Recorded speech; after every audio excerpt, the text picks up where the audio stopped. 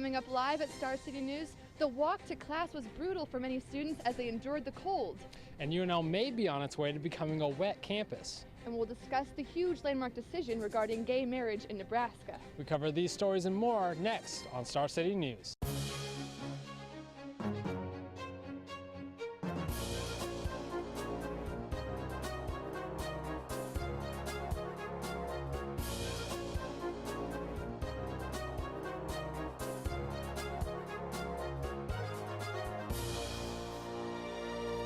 This is Star City News, live at 5.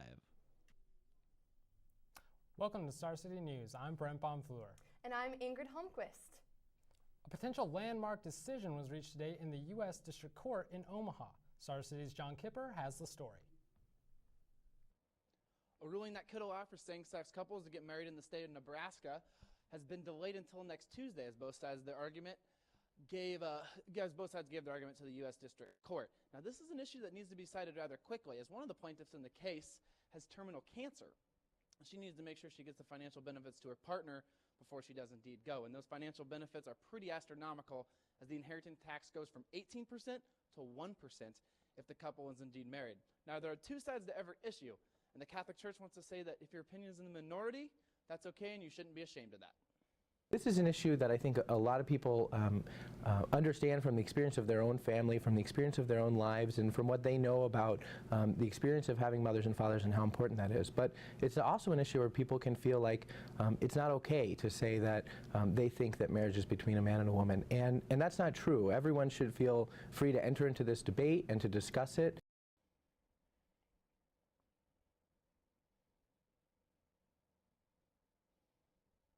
Now, to show how heated of an issue is, the judge presiding over the hearing said this was the most people he had ever seen in the entire courtroom. Now, we've heard that there's some history with this judge ruling on same-sex couples. Can you tell us a little bit more about on that? Yeah, the judge actually is pretty familiar with this type of case, as in 2006, he ruled a voter initiative unconstitutional. That initiative essentially made gay marriage illegal in Nebraska. So proponents of gay marriage are certainly happy that this judge is presiding. Thanks, John. John also tells us that if the judge rules in favor of gay unions, Attorney General Doug Peterson said he'll appeal. After a fire at the Carmen nightclub less than a month ago, officials found they could not save the building. The building was important to many in the LGBTQ community and to Lincoln's LGBTQ history. The child welfare system in Nebraska received an emergency $7 million today from Nebraska lawmakers. The system was set to run out of money by mid-April, causing the Department of Health and Human Services officials to act fast. It's possible that the higher rates for foster care services, the loss of some federal foster care payments, and other varying expenses are at fault for the bankruptcy. Without these expenses, the vital foster care system would have taken a massive hit. A Sarpy County Sheriff's deputy is without a job after being accused of sexually assaulting someone at a sports bar. 53-year-old Rick Wheeler appealed his firing last week, but a Sarpy County attorney says he lost. Wheeler pled not guilty to the misdemeanor charge. A pretrial hearing is set for March 13th. Wheeler was with the sheriff's office for 26 years. You thought we had a break from the crime after the string of 11 robberies in 11 days? But think again. Yet another armed threat occurred yesterday a little before noon when Brandon Wagner entered the 48th and Madison Quick Shop and tried to buy some alcohol and cigarettes. But when Wagner presented incorrect identification, he was denied and moments later came back into the Quick Shop with a gun. He escaped in his Ford Explorer and police caught him later on North 47th Street. Wagner faces charges for attempted robbery, use of a weapon to commit a felony, among other offenses. The debate about prison reform advances. The bill replacing good time with earned time fails through the legislature. Even the bill's author, Senator Merv Riepe, admitted the bill needs work. Less than a minute into the hearing, Riepe admits he hadn't taken into account some of the major complicated aspects of the issue. However, politicians all over the board believe something needs to be done in regards to decrowding of prisons. Nebraska landowners spoke out against the Keystone XL pipeline in court today. They're challenging TransCanada's right to use eminent domain, as well as the law that approved the pipeline's route through Nebraska. TransCanada says it already has 90% of the easement agreements it needs to begin building in the state. A bill that would create a statewide form for Physician Orders for Life-Sustaining Treatment Act, better known as POLST, is advancing through the state legislature. The Judiciary Committee heard arguments for and against adopting the form Wednesday afternoon. Senator Dan Watermeyer introduced the bill. He says a statewide standard would eliminate confusion for doctors who have to sort through the different versions of the form already in use. Opponents to the bill say the language used is too vague. However, both sides agreed that patients should have the right to make informed decisions about their health care. Could a policy created to keep students safe on campus actually be putting them in danger? Star City reporter Kelsey Murphy will let you know after the break. Welcome back. Some are calling for UNL to lift its ban on campus drinking. Our own Kelsey Murphy is live with the story. That's right, Ingrid. A policy that keeps alcohol off of campus is bringing it here to the neighborhoods that surround it, and some residents do not feel safe.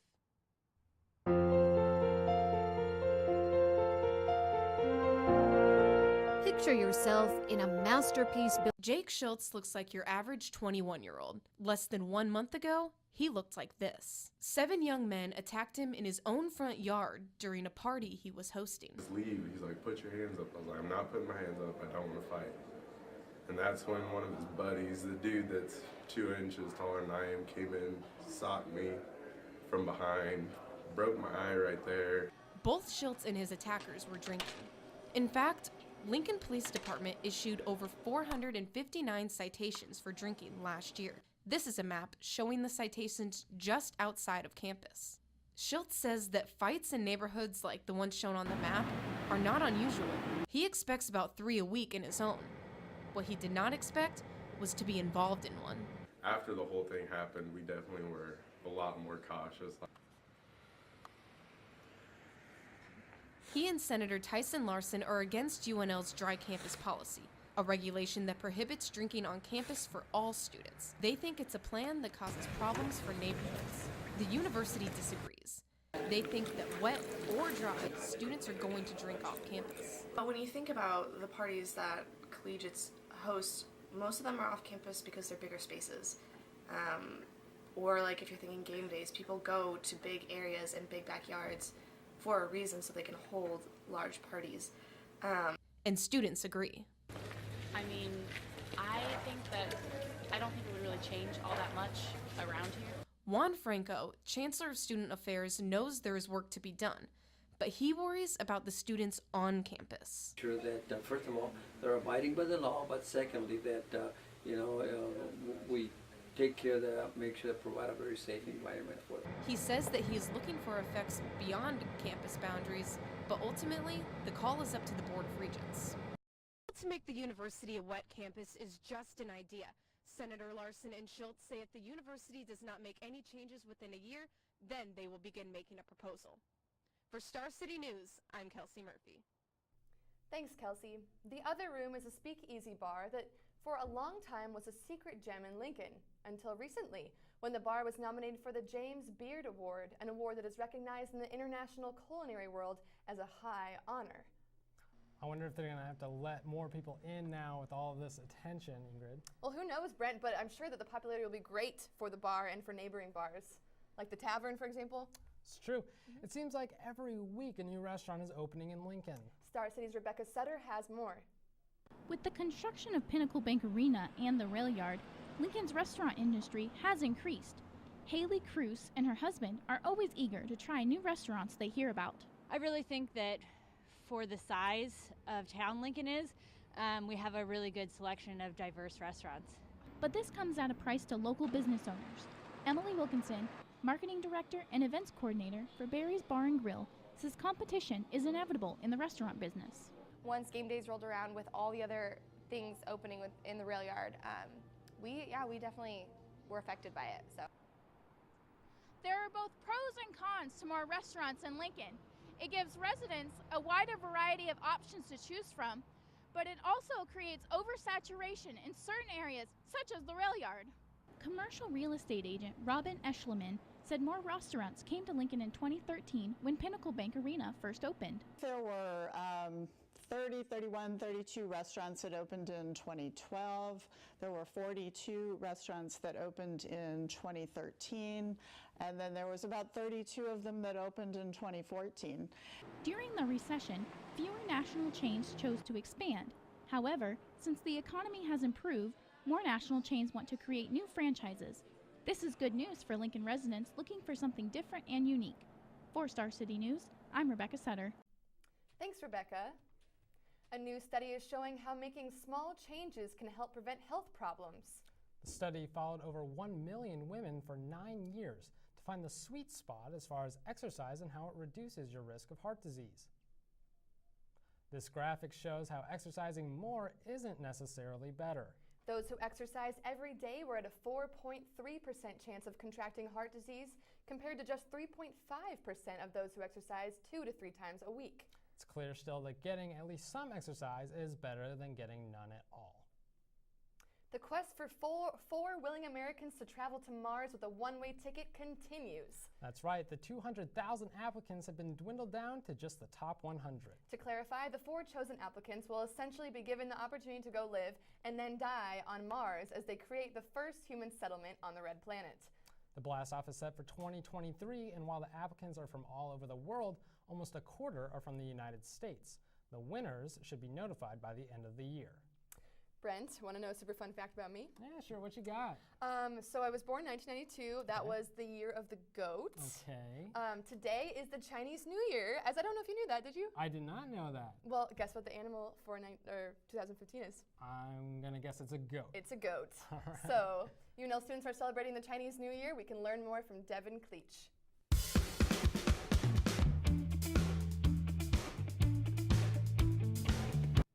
Thanks, Ingrid. Today marks the end of the horse, and now we begin the year of the goat. As an Asian Lunar New Year gets underway, the Sheldon Museum of Art will kick off the year with a celebration this weekend, with the help from the Asian Community and Cultural Center. The event will have craft making, traditional dances, and games. It will be open on Saturday from 2 p.m. to 5 p.m., and it's open to the public for people to learn about the Asian culture. The grass may look greener on campus come spring, as UNL is installing a new irrigation system on campus. This will allow for maintenance workers to connect all the sprinklers across campus. The system will alert facilities if there's a broken sprinkler head or it starts to rain. It will shut it off immediately, and it will save money for the university to spend on bigger and better things. Speaking of bigger things, the Lead Center is just over halfway through its 25th anniversary season. The Great Gatsby headlines the spring semester this weekend after Foreigner got the season started. Simon Levy adapted this to the stage for F.C. Scott's Fitzgerald's book. Stop and $1 Million Quartet, as well as other events, will help continue the special year at the Lead Center. That's it for your campus news. I'm Devin Cleach. Let's send it back to Ingrid and Brent.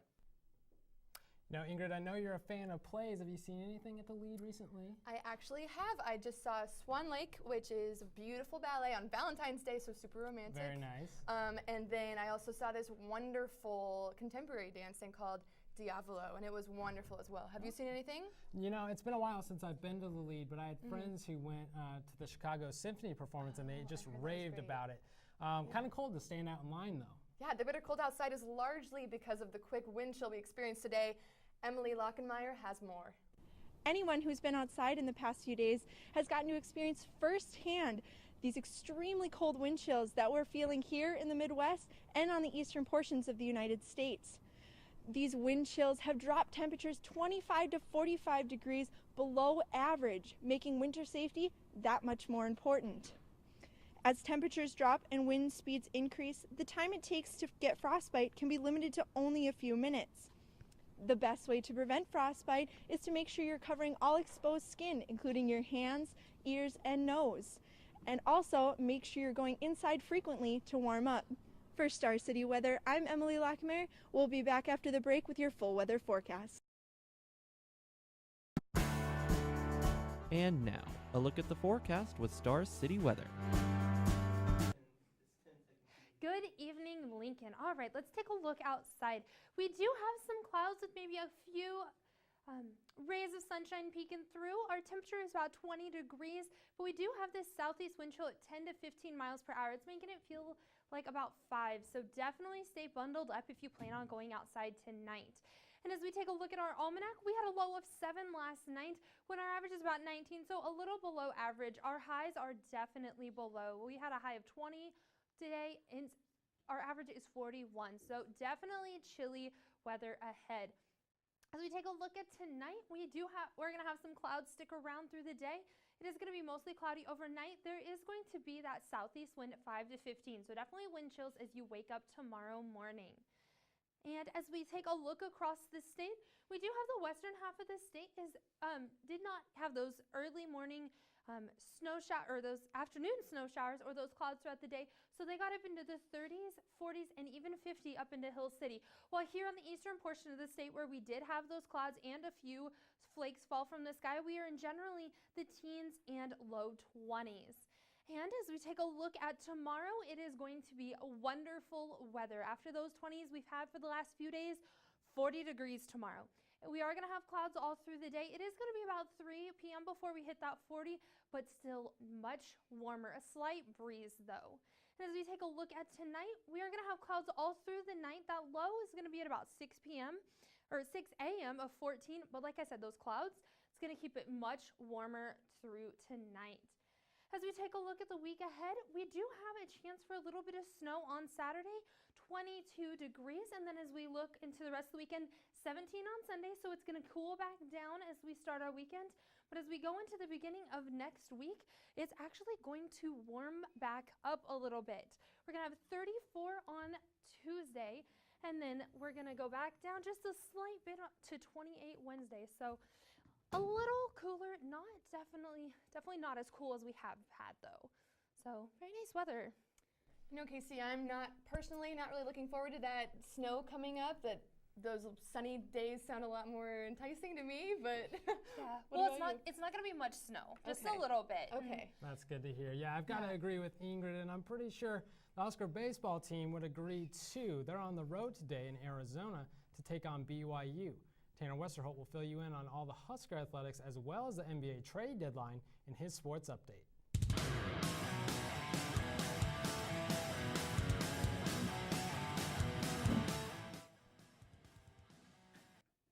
Welcome to your top sports news. I am Tanner Westerholt.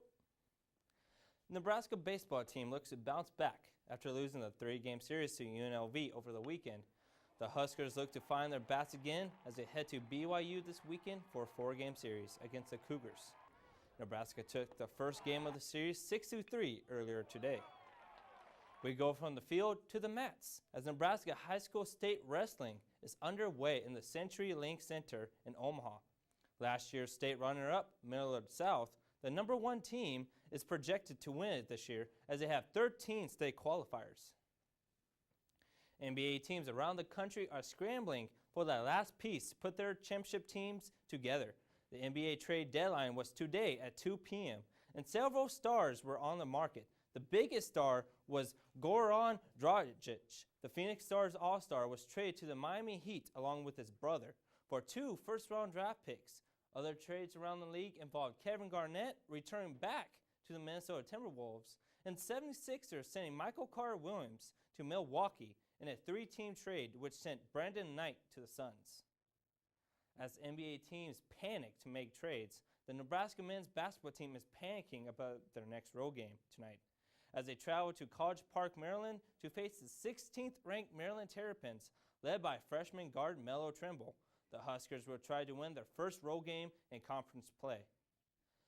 If you want an update on the NFL Combine occurring right now, check out our Twitter page at Star City News 15, where we have an updated story. That's it for your sports news. I am Tanner Westerholt. Now let's swing on over to Brandon Ingrid. All right, thanks, Tanner. Coming up next, Dustin Hoffman has your social media news.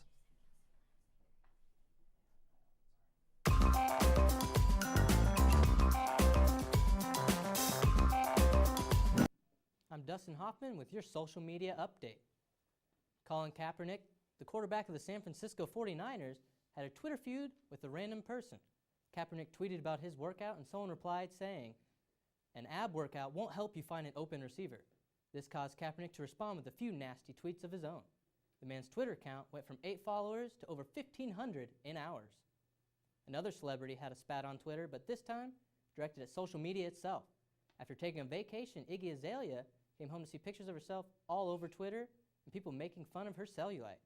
She went on to have a rant about how social media brings out the worst in mankind, and she'll be stepping away from it for a while.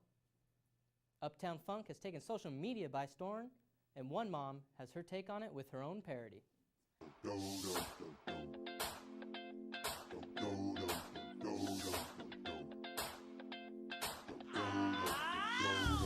This burg where we live, it's safe and a little boring. Got good school for them young kids, them good kids, straight masterpieces. Gardening, grilling, living it up outside the city. Got sneaks on with my yoga pants, gotta kiss my kid. To see the rest of our video, check out Twitter at Star City News 15 or on Facebook. I'm Dustin Hoffman, and that's it for social media. Now let's go back to Brent and Ingrid. I really wish we hadn't listened to that Brent, song why? again. That song rules. Stop. Collaborate and listen. Oh my gosh, Brent, no. Yeah, that's right. Ice is in some heat. The famous rapper from the 90s has gotten himself into some serious trouble. Star City's Rachel Hofstra has more in entertainment.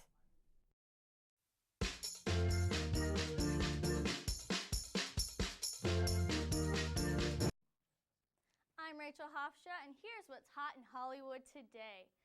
Right here in Lincoln, we will be having a huge show appear called Second City. Second City is a legendary improv comedy show that will have hilarious sketches about Lincoln and other material. So many people have caught their big break from this show, such as Bill Murray, Mike Myers, Tina Fey, and many others. Tickets only cost $20 and are half off for students, a real perk to having that end card.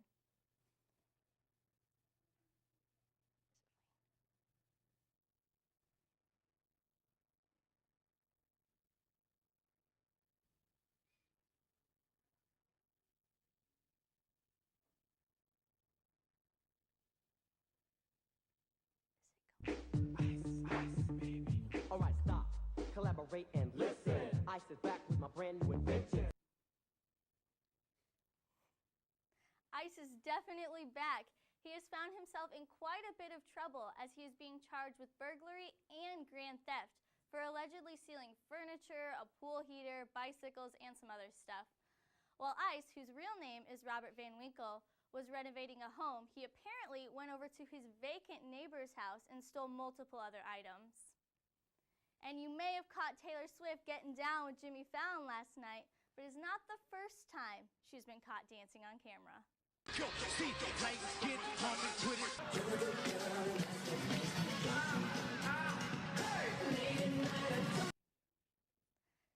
keep an eye out for other celebs who might be dancing the night away at the Oscars this weekend. You can check out all the nominees and other excitement on our Twitter page at Star City News 15. Wow, Ingrid, I know you're a dancer, and Taylor had some moves there. Do you think you could keep up? I could totally keep up with her. Are you kidding me? Yeah, I'm not much of a dancer, but you know what I can do? What's that? Is hula hoop. What? Yeah, I Who know. knew? Crazy story. Not the most athletic person, but I'll tell you someone who is. A Lincoln woman is going against the odds as she competes against opponents so much younger than herself in karate. Star City's Tanner Westerholt has the story. Nebraska has the opportunity to host the State Games of America. Thousands of athletes from around the country will compete in their respective sports. One Lincoln native is looking forward to the experience. That challenge of being on the spot and having to perform well with a crowd around me, with other people watching.